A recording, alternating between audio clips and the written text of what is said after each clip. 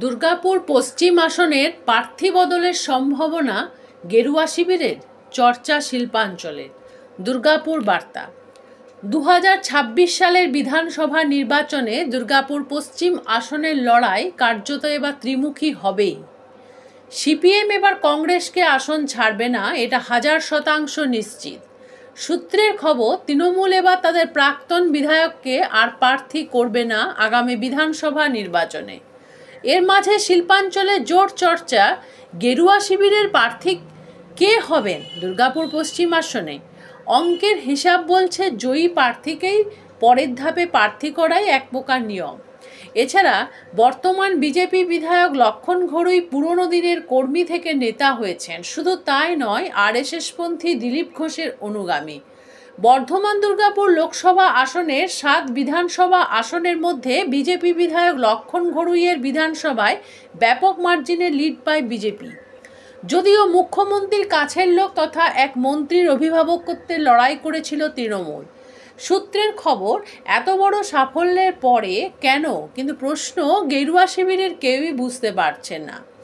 বর্ধমানের এক বিজেপি নেতা নিজের নাম প্রকাশ না করার শর্তে বলেন, সাংগঠনিক জেলা সভাপতি ব্যর্থ।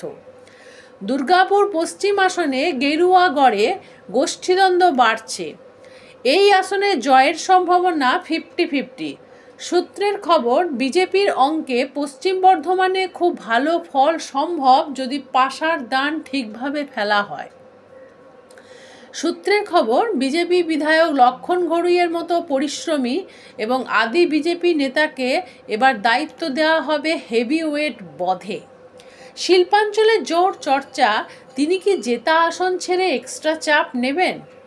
শিল্পাঞ্চলে গেরুয়া শিবিরের অন্দরের গোপন আলোচনায় উঠে আসছে, এক দাপুটে নেত্রীকে বা দুর্গাপুর শিল্পাঞ্চলে নিয়ে এসে দুর্গাপুরকে তৃণমূল শূন্য করার পাশার দান খেলা হতেই পারে।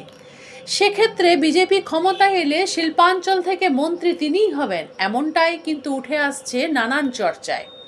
এই মুহূর্তে বিজেপির অন্দরে জোর চর্চা, রাজ্য বিজেপির সভাপতি কে হবে, দিলীপ ঘোষ নাকি অন্য কেউ।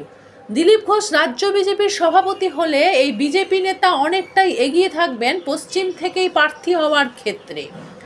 গেরুয়া শিবিরের অন্দরে জোর চর্চা, পশ্চিম বর্ধমানে তৃণমূলের অন্দরে যেভাবে পদ নিয়ে জোর গোষ্ঠীদ্বন্দ্ব চলছে আর তার জেরে তৃণমূল যেভাবে দুর্বল হচ্ছে, তাতে বিজেপি হাতের তাস এবার একটু বদল করেই খেলবে।